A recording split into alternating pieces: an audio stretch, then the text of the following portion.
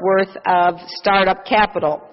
And everyone, all 500 of you,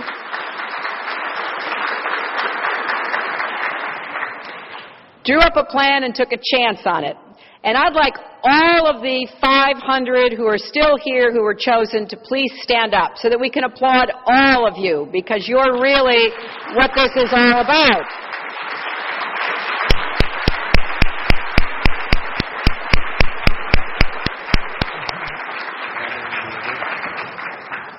We want to see stories that are successes repeated here in Indonesia, across the ASEAN region, and around the world.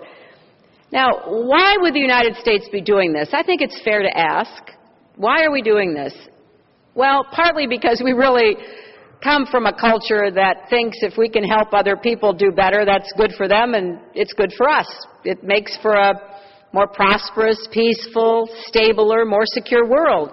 If people are given the opportunity to live up to their own God-given potential, they are more likely to make a contribution to their families, communities, countries, and indeed the world. We're also doing it because we think it works.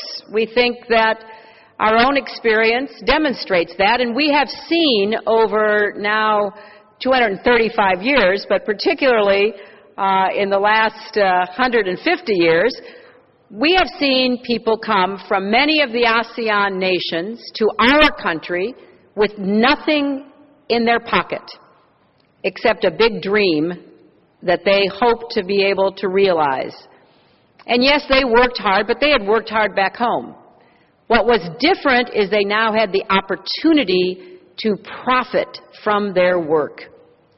So when I travel around the world, and I go to countries that are still not democracies, still putting up major barriers to women, still interfering with both men and women, starting businesses, it breaks my heart because since I know people from practically every country on earth who have come to my own, I know that there are millions and millions more back where they came from who could be just as successful as that businesswoman or that doctor or that academic or whoever who came to the United States. And it wasn't that they worked harder, it was they had a chance to profit from their work.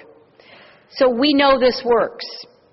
And we know, too, that free and open societies are more likely to benefit more people over a longer period of time than any other kind of society. And it's not only a chance to vote in elections, as important as that is. It's not only a free press, as critical as that is, or democratic institutions in a government that is transparent and accountable and produces results for people.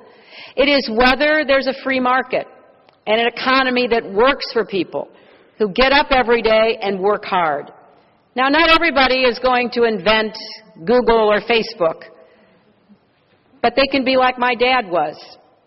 They can have their own small business, their own piece of that American dream or that Indonesian dream, and they can do well for themselves, and they can make a difference to the next generation.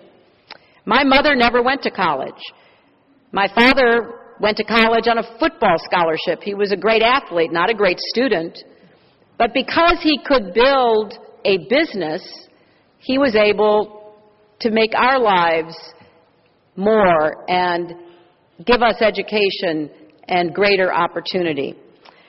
So we may come from different places, and we certainly have different histories, different cultures, ethnicities, religions, all the things that too often separate human beings. As opposed to making us more interesting to each other, it too often provides gaps or gulfs even between us knowing one another and working with one another.